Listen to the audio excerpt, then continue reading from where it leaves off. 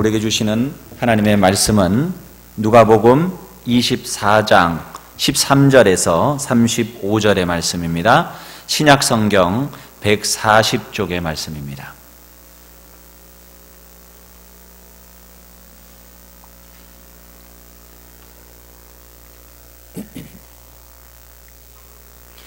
신약성경 140쪽 누가복음 24장 13절에서 35절의 말씀을 우리 한 절씩 교독하겠습니다. 그날에 그들 중 둘이 예루살렘에서 25리 되는 엠마오라 하는 마을로 가면서 그들이 서로 이야기하며 문의할 때에 예수께서 가까이 이르러 그들과 동행하시나 예수께서 이르시되 너희가 길 가면서 서로 주고받고 하는 이야기가 무엇이냐 하시니 두 사람이 슬픈 빛을 띠고 머물러 서더라.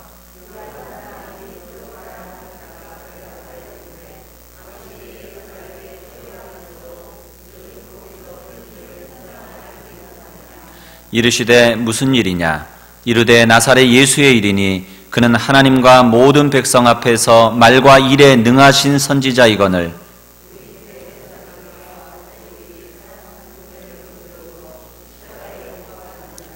우리는 이 사람이 이스라엘을 속량할 자라고 바랐노라.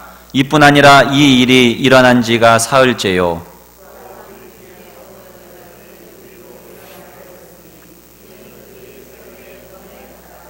그의 시체는 보지 못하고 와서 그가 살아나셨다 하는 천사들의 나타남을 보았다 함이라.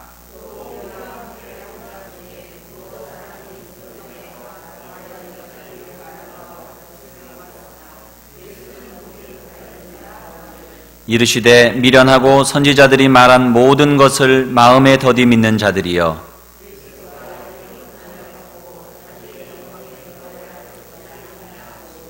이에 모세와 모든 선지자의 글로 시작하여 모든 성경에 쓴 바 자기에 관한 것을 자세히 설명하시니라.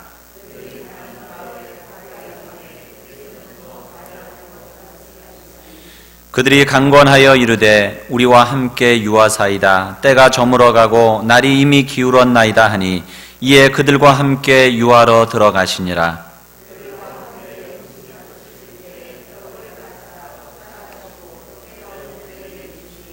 그들의 눈이 밝아져 그인 줄 알아보더니 예수는 그들에게 보이지 아니하시는지라.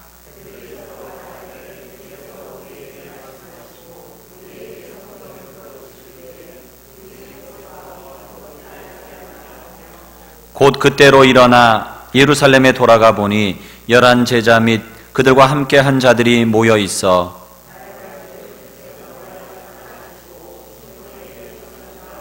함께 있습니다.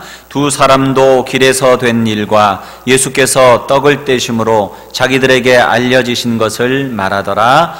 아멘. 할렐루야. 부활하신 주님이 우리와 함께 계십니다. 우리 이 시간에 옆에 있는 분들하고 함께 이렇게 인사하시겠습니다. 부활의 주님이 당신과 함께 하십니다. 부활하신 주님이 당신과 함께 하십니다. 부활하신 주님이 당신과 함께 하십니다. 부활하신 주님은 승천하시기 전 40일 동안 시리에 빠진 제자들을 일일이 찾아가셔서 만나주심으로 그들을 회복해 주셨습니다. 그래서 제자들은 힘을 얻어서 기도할 수 있었고 오순절날 성령 받고 예수의 증인이 되어서 온 세상에 나가 복음을 전할 수 있었습니다. 부활절은 하나의 행사가 아니라 부활신앙을 다시 체험하는 삶의 전환점이 되어야 합니다. 그래서 절기상으로 보면 지금은 부활의 주님이 제자들을 찾아가셨듯이 우리의 삶 속에 찾아오셔서 바로 여러분의 삶 속에 찾아가셔서 여러분을 만나주시는 절기입니다. 우리는 부활의 주님을 만나 부활의 능력을 체험하며 부활하신 주님과 함께 삶의 현장으로 나아가야 합니다. 부활의 주님을 만나 시리와 절망을 딛고 다시 예루살렘으로 돌아갔던 이 엠마오의 두 제자와 같이 말입니다. 그것이 부활절 이후 그리스도인의 삶의 지향이 되어야 합니다. 오늘 본문에는 예루살렘에서 엠마오로 내려가는 두 사람이 나옵니다. 13절 말씀에 보면 그날에 그들 중 둘이 예루살렘에서 25리 되는 엠마오라 하는 마을로 가면서라고 했어요. 이 말씀에서 그들 중 둘이, 여기서 그들은 누구를 의미하느냐? 예수님의 제자들을 의미합니다. 그들 중에 둘이라고 하는 것은 결국 이 두 사람이, 엠마오로 가는 이 두 사람이 예수님의 제자들 중에 속해 있다는 것을 알 수가 있어요. 그런데 18절에 보면 그 두 사람 중에 한 사람의 이름이 글로바라 그랬어요. 이것을 보면 예수님의 제자인 것은 맞는데 그들이 12제자에 속하지는 않은 그런 제자라고 하는 것을 알 수가 있습니다. 예수님을 따랐던 사람들이 많았지요. 그 중에 12제자, 가장 핵심적인 것은 베드로, 야고보, 요한 3명의 제자였을 테고, 그리고 12제자가 있었고요. 나중에 가룟 유다가 거기서 탈락을 하게 되죠. 그리고 그 외에도 70명을 예수님이 파송하시기도 하셨고, 또 오순절날 마가다락방에 200명의 제자들이 있었잖아요. 그러니까 그 제자들 무리에 속했던 두 사람이 지금 시리에 빠져서 엠마오로 내려가고 있었던 거예요. 그들은 최근 예루살렘에서 일어났던 일들에 대해서 잘 알고 있었던 것 같습니다. 그리고 22절로 23절에 보게 되면 그는 빈 무덤에 대한 이야기에 대해서도 이 사람들은 잘 알고 있었던 것 같아요. 그것을 그들이 직접 보고 안 것이 아니고 그들은 그것을 들어서 알고 있었습니다. 그들은 부활의 소식을 듣고 알았기 때문에 엠마오로 내려갔지 않았나 이렇게 생각들해요. 그들이 직접 가서 부활하신 주님을 만났다면 그들은 엠마오로 결코 내려가지 않았을 거예요. 결코 예루살렘을 떠나지 않았을 거예요. 그러나 그들은 듣고 알았기 때문에 그럴 수 있겠다, 정말 그럴까, 이런 마음을 가지고 그들은 엠마오로 내려갔습니다. 이 두 사람은 예수님을 그냥 보통으로 믿었던 사람들이 아니고요, 예수님을 정말 절실하게 믿었던 사람들이었던 것 같아요. 이 두 사람은 예수님이야말로 이스라엘을 구원할 분으로 알았고 그 모든 희망을 그에게 두었던 사람이었습니다. 21절에 보면 우리는 이 사람이 이스라엘을 속량할 자라고 바랐노라.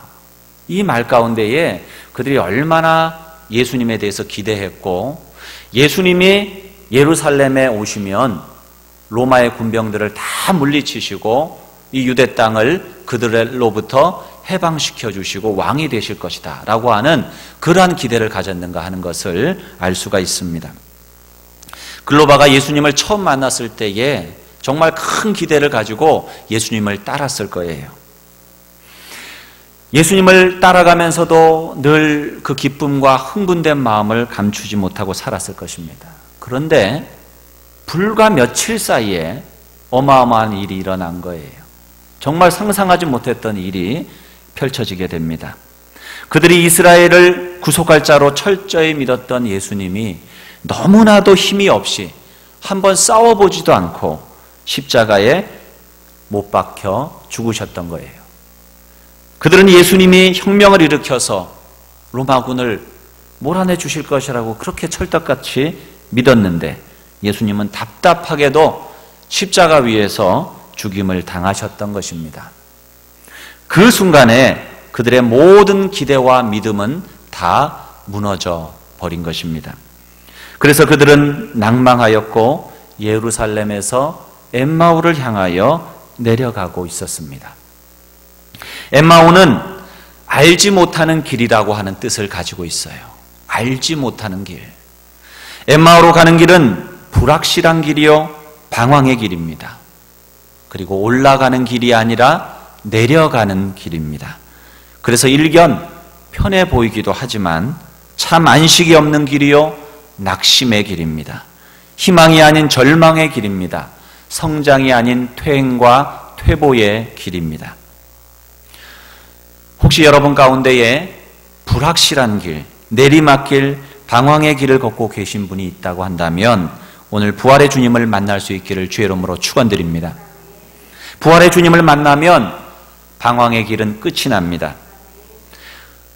더욱이 글로바와 그 제자가 엠마오로 가던 때는 29절을 보면 날이 저물 때였어요. 날이 저물었다고 하는 이 사실이 이 두 사람의 실망스러운 마음 상태를 잘 보여주고 있습니다. 그리고 17절을 보면 그들의 얼굴은 슬픈 빛을 띠었다고 그랬습니다. 즉 마음은 무겁고 우울한 상태에서 그들은 엠마오로 내려가고 있었습니다. 과거에는 소망과 은혜로 충만했던 그들이었지만은 지금은 절망과 우울함과 어두움이 그들을 포로로 잡고 있었던 것입니다. 혹시 여러분 가운데 절망과 우울의 어두운 터널을 지나고 계신 분들이 계십니까? 부활의 주님을 만나면 그 터널 끝이 나온다는 사실을 믿으시기 바랍니다.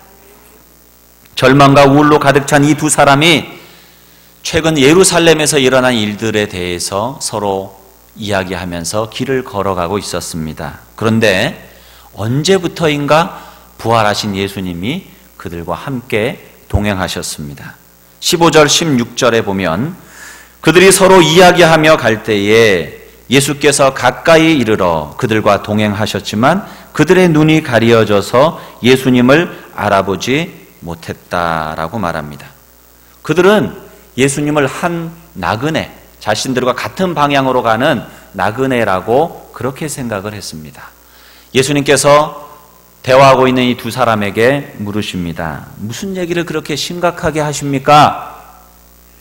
나사렛 예수에 대한 일이요. 그게 무슨 일입니까? 아니, 당신은 예루살렘에 계시다가 오셨다고 하시면서 온 성이 요란했던 그 일을 정녕 모른단 말이요. 나사렛 예수는 하나님과 사람들 앞에 놀라운 말과 놀라운 일을 행하신 선지자였지요. 그런데 대제사장들과 관리들이 사형 판결에 넘겨서 십자가에 달려 죽게 했답니다. 우리는 그분이 이스라엘을 구원하실 분이라고 바랬는데 말입니다. 바로 사흘 전에 이런 일이 일어났다오. 그런데 오늘 어떤 여인들이 그 예수님의 무덤에 갔다 와서는 예수님의 시체가 사라지고 천사가 나타나서 그 예수가 부활했다라고 하는 이야기를 우리에게 전해 주었습니다. 그래서 제자 중에 두어 사람이 그 무덤에 달려가 보았더니 그 여인들이 말한 그대로 했다고 합니다. 에휴, 다 부질없는 짓이죠. 그분이 돌아가신 마당에 무슨 소용이 있겠습니까? 이 이야기를 들어보면은 진짜 그 주님의 말씀이 있었음에도 불구하고 절망하고 포기하고 낙심하고 기대도 소망도 다 무너진 어처구니 없는 인생의 한 모습을 우리가 발견하게 됩니다. 우리들도 인생을 살아가다 보면 우리의 힘과 우리의 능력으로 할 수 없는 어떤 일들에 부딪힐 때가 있지요. 꼭 죽음이 아니더라도 말입니다. 어찌할 수 없는 일들을 맞이하면서 낙담하고 포기할 수밖에 없는 그런 삶의 장면들을 우리가 떠올리게 됩니다. 하지만 오늘 말씀 속에서 예수님은 깊은 절망 가운데에 있는 제자들을 찾아가서 회복시켜 주셨습니다. 오늘 말씀 속에서 저와 여러분도 부활하신 주님을 만나고 내면의 깊은 절망을 벗어나서 회복되시기를 주의 이름으로 축원드립니다. 어떻게 제자들이 그러면 회복될 수 있었습니까? 먼저는 부활의 주님을 만날 때에 회복이 시작됩니다. 부활의 주님을 만나야 돼요. 들어서는 안 돼요. 만나야 돼요.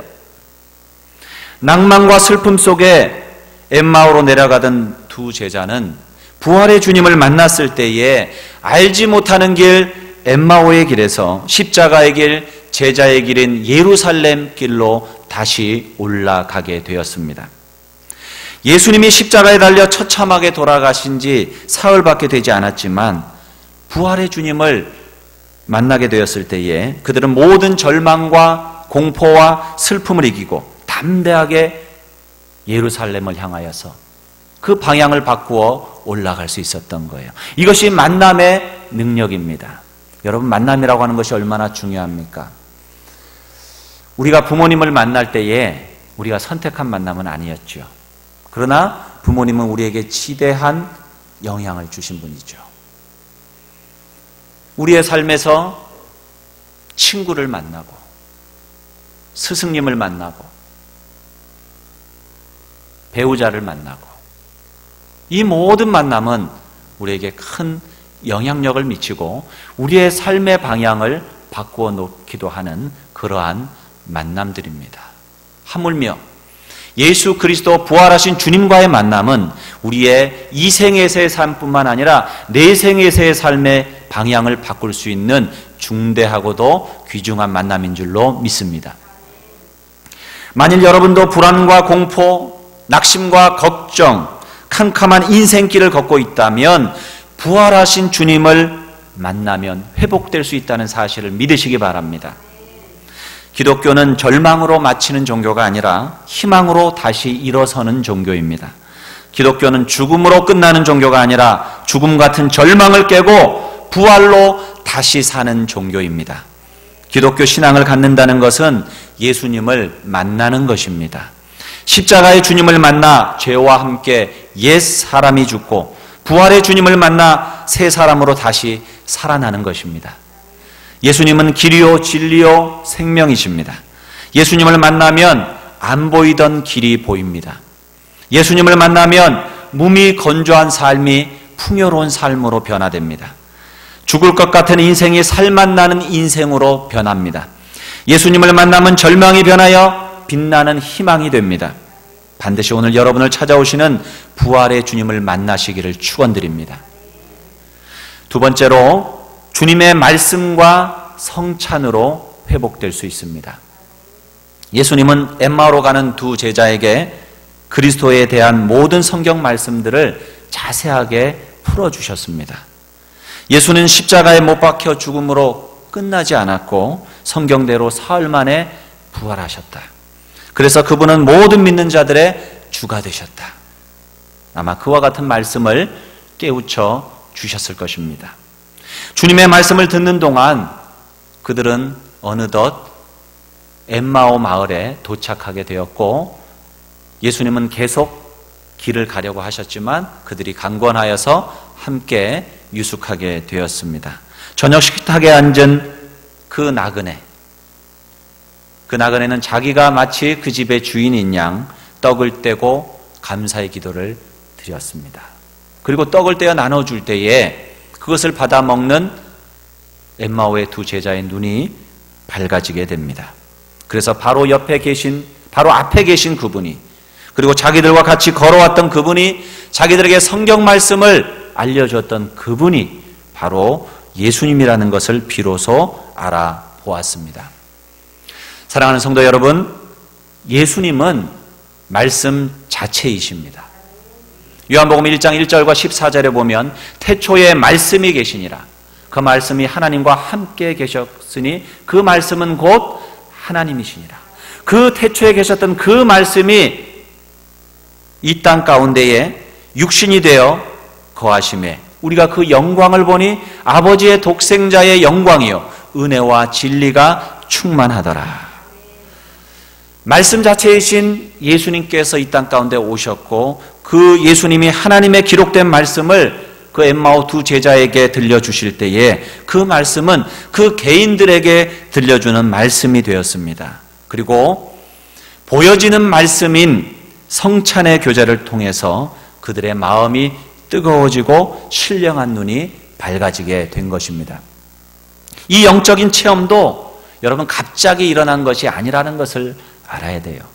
지난 주일에 말씀을 드렸다시피 우리가 교회 나오면서부터 믿음이 뜨겁고 교회 나오면서부터 흔들리지 않는 믿음을 가진 사람은 극히 드뭅니다. 정말 특별한 하나님의 은혜를 받은 사람 외에는 여러 가지 동기로 교회에 나오게 되고 교회 사람들이 좋아서 분위기가 좋아서 환경이 좋아서 사람들과 어울리는 것이 좋아서 봉사하는 것이 좋아서 그렇게 신앙생활하고 예배에 참여하고 찬양이 좋고 말씀이 좋아서 그렇게 신앙생활하던 중에 우리의 마음속에 어느 순간인가 믿음이 생기기 시작하는 거예요. 우리의 믿음과 관련해서 가장 중요한 것이 있다면 그것이 무엇이냐? 하나님의 말씀인 것입니다. 로마서 10장 17절에 보면 믿음은 들음에서 나며 들음은 그리스도의 말씀으로 말미암았느니라. 우리가 하나님의 말씀을 들을 때에 우리 안에 믿음이 생기기 시작하는 거예요. 우리 안에 그 말씀이 뿌리 내리고 그 말씀이 우리의 삶 가운데 스며들기 시작하면서 믿음이 싹이 나고 잎이 나고 자라나고 꽃을 피우고 열매를 맺게 되는 거예요. 그렇게 우리 안에는 그 무엇도 흔들 수 없는 구원의 확신과 부활의 능력이 우리의 심령, 우리의 삶을 사로잡게 되는 것입니다. 그러므로 여러분이 하나님의 말씀을 듣는다라고 하는 것, 이 시간 예배에 나와서 주님 앞에 예배를 드린다라고 하는 것은 얼마나 중요한 일인지 모릅니다. 성찬도 마찬가지예요. 성찬은 하나님의 말씀을 우리의 삶 가운데서 함께 먹고 마시는 거예요. 그것을 통해서 하나님의 은혜를 받아요.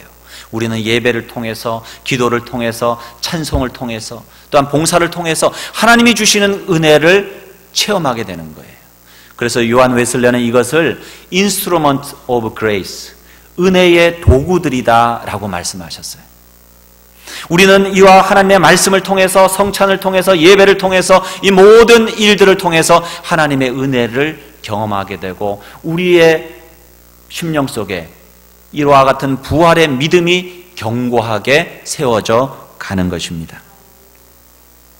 우리는 말씀과 성찬을 통해 하나님의 놀라운 은혜를 체험할 수 있어요. 두 제자가 서로 이야기합니다. 32절에 길에서 우리에게 말씀하시고 우리에게 성경을 풀어주실 때에 우리 속에서 마음이 뜨겁지 아니하더냐. 마음이 뜨겁지 아니하더냐. 주께서 우리의 마음을 뜨겁게 하실 때 우리의 굳은 마음이 녹아지고 우리는 말씀에 순종하는 사람이 될 수 있습니다. 주님의 뜨거움은 우리의 마음을 녹일 뿐만 아니라 공동체의 장벽도 녹여버립니다. 녹아지고 용해되기 전에 우리는 하나가 될 수 없습니다. 주님으로부터 오는 뜨거움은 상황의 어려움과 관계의 어려움을 녹여버립니다. 사람들은 마음이 뜨겁게 되기 전에는 행하지 못합니다. 마음이 차가울 때 모든 것은 염려와 근심거리로 다가옵니다. 하지만 우리의 마음이 뜨거워지면 우리는 상황의 한파를 녹일 수가 있습니다. 우리가 걷는 이 세상길은 엠마오의 길과 같습니다.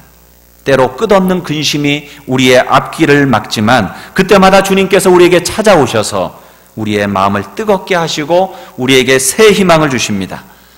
냉랭하게 얼어버린 관계에 용서와 사랑의 뜨거움을 부어주십니다. 참 성도는 주님의 복음을 전하며 사람들의 마음을 뜨겁게 하며 새 희망을 유통하는 사람들인 줄로 믿습니다. 사랑하는 성도 여러분, 여러분은 신앙생활에 혼돈이 생기고 문제가 생기고 신앙의 회의가 생기고 열심히 식어갈 때에 어떻게 그 문제를 해결해 가십니까? 가장 좋은 해결책은 언제나 하나님 말씀으로 돌아가는 것입니다. 성경을 읽을 때, 예배에 나와 말씀을 듣고 성찬에 참여할 때 우리의 마음이 뜨거워지는 거예요. 성령의 불이 우리의 심령 가운데 붙는 것입니다. 불신이 믿음으로 바뀝니다. 어거스틴이 그러했고 루터와 칼빈이 그러했고 요한 웨슬리가 그러했고 모든 성경의 인물이나 또한 교회사의 모든 사람들이 다 그것을 경험했어요. 마음이 뜨거워지는 경험. 이 말씀의 은혜, 성찬의 은혜를 오늘 나에게 주옵소서. 이것이 저와 여러분의 기도가 되기를 바랍니다. 그리스도인들은 성령의 불, 말씀의 불이 가슴에 붙어야 합니다. 이 뜨거운 불을 가슴에 안고 살아가야 합니다. 이 불이 붙어야 눈이 열리는 거예요. 이 불이 붙어야 하나님의 은혜의 세계를 바라볼 수 있습니다. 이 불이 붙어야 성령께서 우리에게 말씀을 조명해 주십니다. 그리고 이 불이 붙어야 나를 부르신 사명을 깨닫게 됩니다. 이 불이 붙어야 자기 생의 목적과 의미가 분명해집니다. 왜 어떤 사람은 가슴에 뜨거운 불을 안고 사명감에 불타 사는데 어떤 사람은 자기의 생을 무의미하게 보내고 있습니까? 여러분은 어느 쪽의 인생을 살아가고 계십니까? 다 꺼져버린 재 같은 삶을 살고 계십니까? 아니면 활활 타오르는 불길과 같은 삶을 여러분 살고 싶으십니까? 저는 여러분이 성령 충만하여서 활활 타오르는 불길과 같은 삶을 사시기를 주의 이름으로 축원드립니다. 부활의 주님은 오늘도 우리와 함께 하시고 우리에게 말씀하고 계십니다. 주님의 말씀으로 뜨거워지시기를 축원합니다. 마음이 뜨거워지지 않을 때는 매사가 억지가 되고 억지로 하는 모든 일은 피곤할 수밖에 없어요. 왜 예배가 피곤하고, 왜 말씀을 읽는 것이 피곤하고, 왜 봉사가 피곤하고, 왜 사람을 만나는 것이 피곤합니까? 우리 안에 불이 꺼져버렸기 때문이에요. 왜 기도가 힘이 들고 왜 찬양하는 것이 힘이 듭니까? 우리 안에 성령의 불이 꺼져버린 거예요. 마음이 뜨거워져서 기도하면 지치지 않아요. 마음이 뜨거워져서 봉사하면 기쁨이 넘치는 거예요. 마음이 뜨거워져서 성경을 보면 시간이 가는 줄을 모릅니다. 마음이 뜨거워져서 교회에 오면 기뻐서 날아가요. 그 발걸음이. 마음이 뜨거워져서 전도하면 욕을 먹어도 기쁜 것입니다.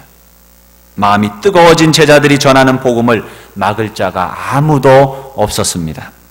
유대인들의 박해가 그들의 전도를 중단시키지 못했고, 또한 로마의 창칼도 그들이 걷는 부활의 행진을 결코 막아설 수 없었습니다. 오늘 부활하신 주님의 말씀을 통해서 마음이 뜨거워지시고 인생의 방황을 끝내는 축복이 있게 되시기를 주의 이름으로 축원드립니다. 세 번째로, 회복된 제자들은 예루살렘으로 돌아갔습니다. 예루살렘으로 돌아갔다라고 하는 것은 사명을 회복했다는 거예요. 두 제자는 부활의 주님을 만나 마음이 뜨거워지고 신령한 눈이 밝아지자 그때로 동이 트는 그 새벽에 예루살렘을 향하여서 다시 올라갔습니다. 우리 그리스도인들의 삶은 새벽을 향해서 달려가는 삶입니다.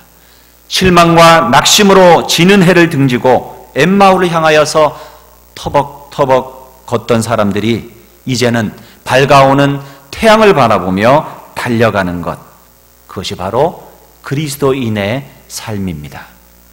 아침 동력 떠오르는 태양에는 강한 힘이 있습니다.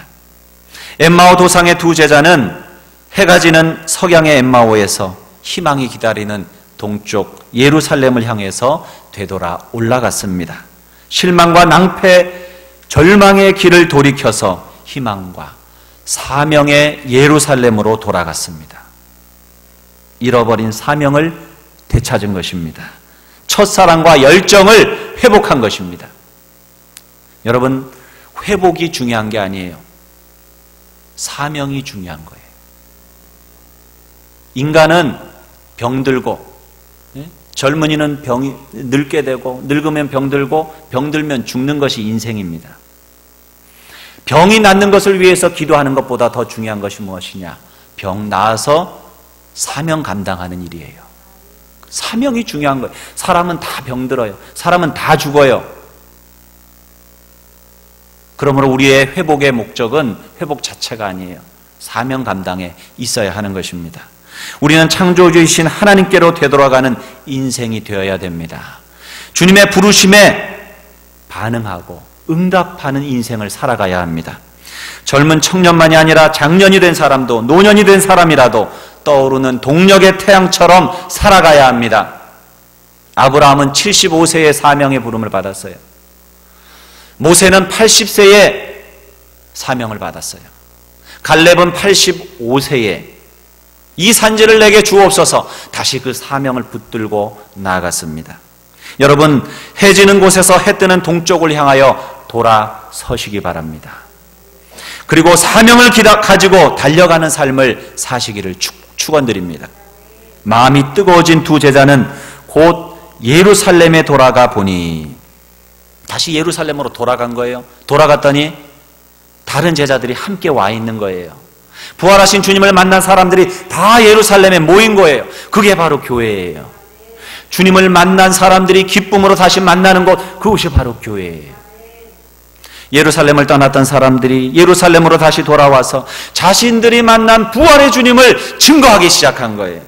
다시 소망을 가지고 힘있게 사역하기 시작하였습니다. 사랑하는 성도 여러분, 오늘 우리에게는 되돌아갈 예루살렘이 있습니다.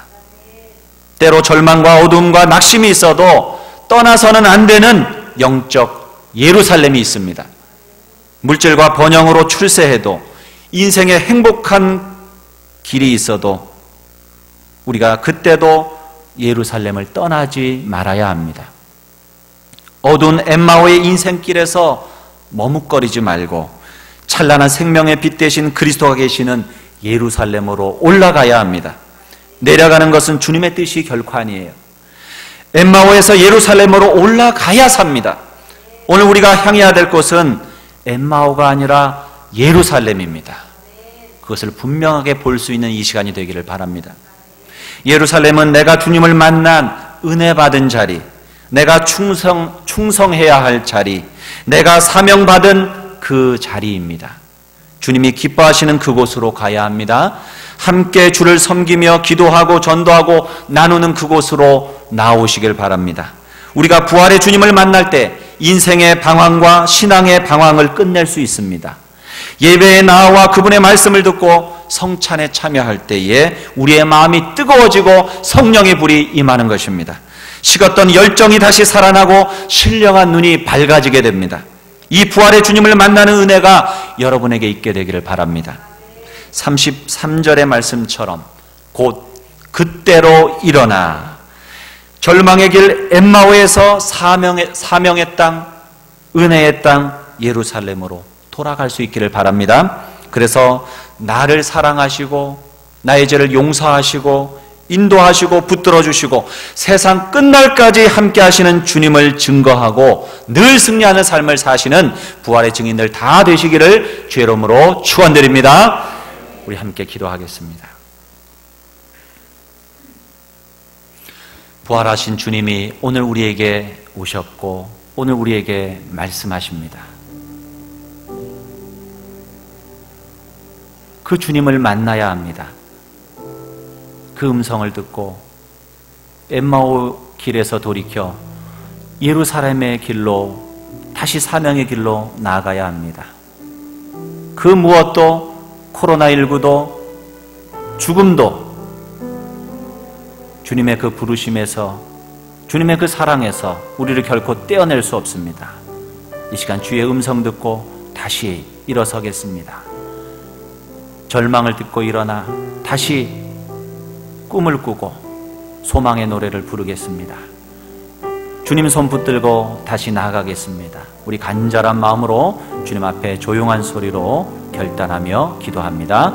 살아계신 아버지 하나님 은혜를 감사합니다. 이 시간에도 부활의 주님을 찬양합니다. 우리를 버리지 아니하시고 우리를 절망과 또한 우울과 걱정과 염려 속에 내버려 두지 아니하시고 우리를 다시 찾아와 주신 주님 감사합니다. 우리를 다시 소망으로 이끌어 주심을 감사합니다. 우리를 다시 사명의 길로 인도하심을 주님 감사합니다. 주님 마른 막대기와 같은 저희들을 사용하기 원하시고 우리를 사랑하고 우리를 아버지 이끄시는 그 사랑에 주님 감사합니다. 하나님 우리의 인생을 주님 앞에 다시 드립니다. 부활의 주님 우리 아버지 하나님 우리를 위해 고난당하실 뿐만 아니라 다시 부활하신 주님과 함께 동행하며 세상 끝날까지 주님 증거하는 증인의 삶을 살겠습니다. 하나님 우리의 삶을 붙들어 주시옵소서. 주님과 동행하겠습니다. 주님의 증인으로 살겠습니다. 주님 감사하며 살겠습니다. 주님 찬양하며 살겠습니다. 늘 말씀과 찬양과 예배의 자리를 버리지 않겠습니다. 주님 영광 받으시옵소서. 예수님의 이름으로 간절히 기도 올리옵나이다. 아멘. 우리 다 일어나셔서 주님 앞에 헌신의 찬양 올려드리겠습니다.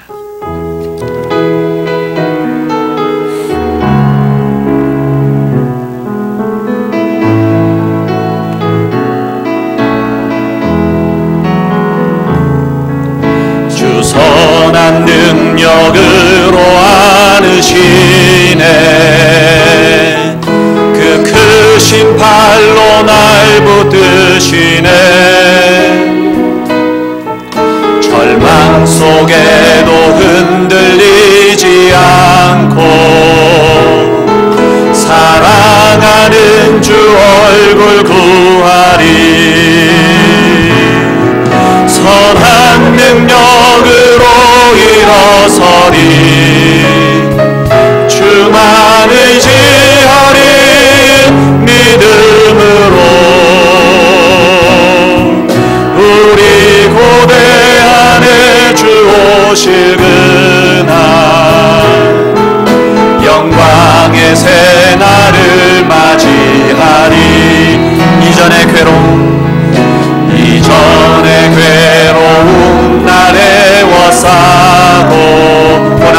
걷는다 해도 나는 길을 걷는다 해도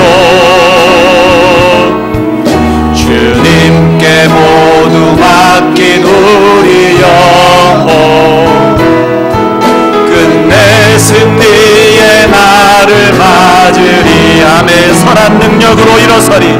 선한 능력으로 일어서 주만 의지하리. 믿음으로 주만 의지하리. 믿음으로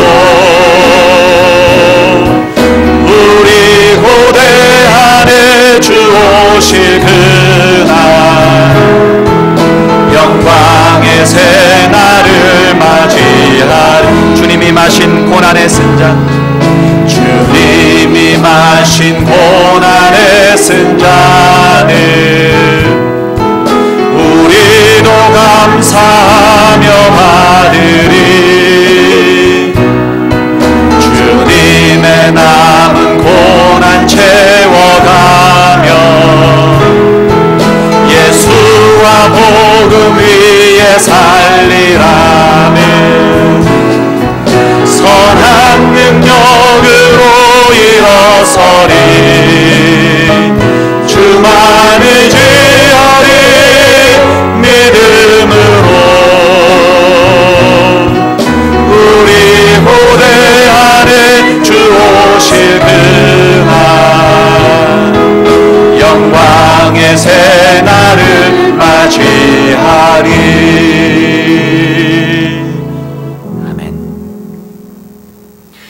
이제 평안한 마음으로 여러분의 삶의 현장으로 돌아가십시오. 선한 일에 용기를 가지며 악을 악으로 갚지 마십시오. 항상 연약한 자를 도우며 병든 자를 찾아보며 곤란당하는 이웃을 위로하십시오. 모든 사람을 존경하며 주님께 봉사하고 주님을 사랑하십시오. 모든 일을 믿음과 사랑으로 행하며 어떤 일에도 소망을 포기하지 마십시오. 거룩하신 성령께 순종하여 기쁨과 감사의 생활을 해 나아가십시오. 우리 하나님 아버지는 여러분을 항상 도와주실 것입니다.